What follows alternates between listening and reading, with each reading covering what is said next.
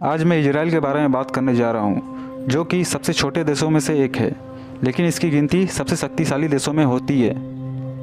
यह देश चारों तरफ से दुश्मन देशों से घिरा हुआ है और दुश्मन ऐसे हैं जो किसी भी तरीके से इजराइल को ख़त्म कर देना चाहते हैं।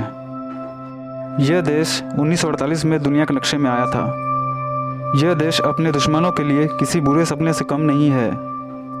इजराइल के लोग स्वाभिमानी और देशभक्त होते हैं। इन्हीं देशभक्ति के कारण आज इजराइल अरब देशों को आंखों से आंखें डालकर जवाब देता है। आज हम इजराइल के बारे में कुछ ऐसी ही बातें बताने जा रहे हैं। नमस्कार दोस्तों, चलिए शुरू करते हैं आज का ये वीडियो। दोस्तों, इजराइल की स्थापना 14 मई 1948 ईस्वी को हुई थी। इजराइल शब्द का प्रयोग बाइबल और उससे पहले से ही होता आ रहा है। बाइबल के अनुसार ईश्वर के फरिश्तों के साथ युद्ध लड़ने के बाद जैकब का नाम भी इजराइल रखा गया था। इस शब्द का प्रयोग उसी समय से यहूदियों की भूमि के लिए किया जाता है। इस देश की खास बात यह है कि अगर किसी भी देश के किसी भी कोने में यहूदी बच्चा जन्म लेता है तो उस बच्चे को खुद ब खुद इजराइल की नागरिकता मिल जाती है और वह जब चाहे इजराइल जाकर रह सकता है। दोस्तों, इजराइल की राष्ट्रभाषा हिब्रू है। दोस्तों, हमारे देश में लोगों को हिंदी बोलने में शर्म आती है, मगर यह आपको जान कर हैरानी होगी कि हिब्रू भाषा का अंत मध्यकाल में ही हो गया था और इस भाषा को सीखने वाला भी कोई नहीं था। मगर जब इजराइल की स्थापना हुई तो इस भाषा को पुनर्जीवित किया गया। 2018 के आंकड़ों के अनुसार इजराइल की कुल जनसंख्या 92 लाख के आसपास है। देखा जाए तो यह दिल्ली और मुंबई से भी कम है। वहीं क्षेत्रफल के हिसाब से देखा जाए तो यह भारत के केरल राज्य से भी छोटा है। दोस्तों, इजराइल एकमात्र ऐसा देश है जहां प्रत्येक नागरिकों को मिलिट्री की ट्रेनिंग लेना बिल्कुल ही अनिवार्य है। चाहे वो प्रधानमंत्री का ही बेटा क्यों ना हो, उसे कुछ समय के लिए सेना में भर्ती होना ही होगा। फिर चाहे वो पुरुष हो या महिला, हर किसी को सेना में भर्ती होना बेहद ही ज़रूरी है। 15 साल की उम्र के बच्चों को इजराइल में आर्मी ट्रेनिंग शुरू कर दी जाती है। हायर स्कूल में पढ़ाई पूरी करने के बाद उन्हें अनिवार्य रूप से ट्रेनिंग शुरू करनी पड़ती है। वहाँ के नियम के अनुसार लड़कों को 3 साल और लड़कियों को 2 साल सेना में काम करना जरूरी होता है। दोस्तों, इजराइल एक लोकतांत्रिक देश है, लेकिन फिर भी वहाँ भारत और ब्रिटेन की तरह लिखित संविधान उपस्थित नहीं है। वहाँ पर परंपराओं और देशवासियों को सुविधा के अनुसार नियम कानून बदलते रहते हैं। दोस्तों, आपने साइकिल तो ज़रूर चलाया होगा, लेकिन आपको पता है साइकिल चलाने के लिए कोई भी लाइसेंस की ज़रूरत नहीं होती। लेकिन इजराइल एकमात्र ऐसा देश है जहां साइकिल चलाने के लिए भी लाइसेंस की ज़रूरत होती है।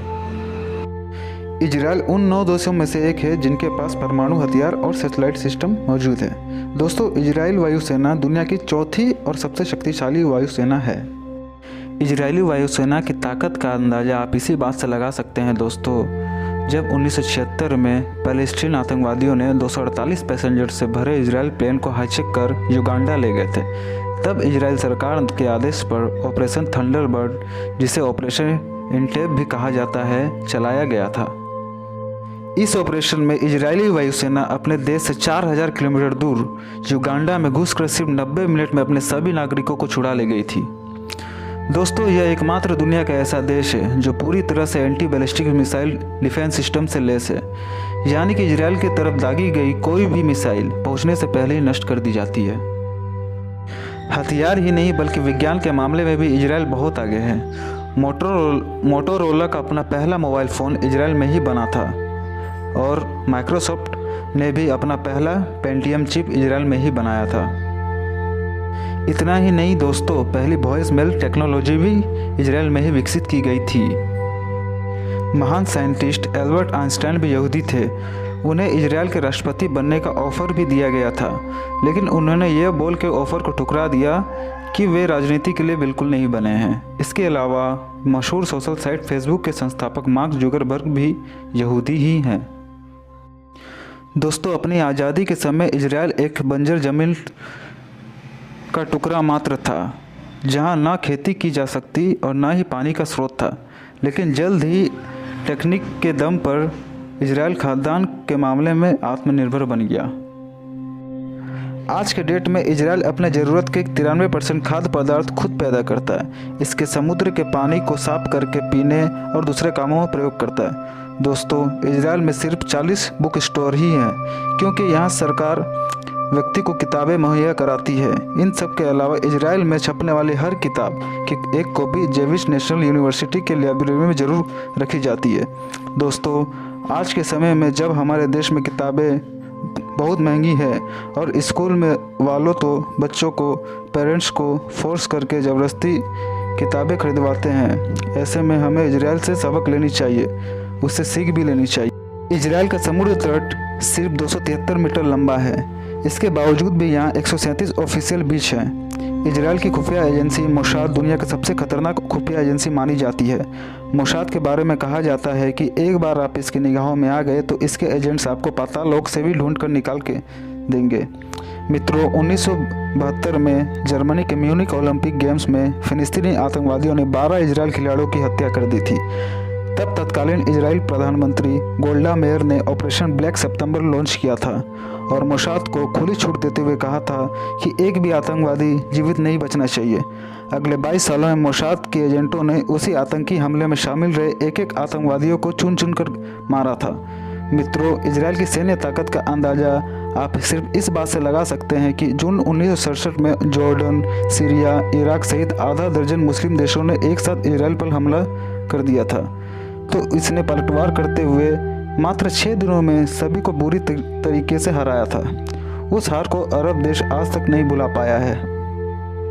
इजराइल में इस घटना को 6 डेज वार के नाम से जाना जाता है। दोस्तों, इजराइल भारत को अपना सच्चा दोस्त मानता है। इसके बावजूद भी 2017 से पहले किसी भी भारतीय प्रधानमंत्री ने इजराइल की यात्रा नहीं की थी।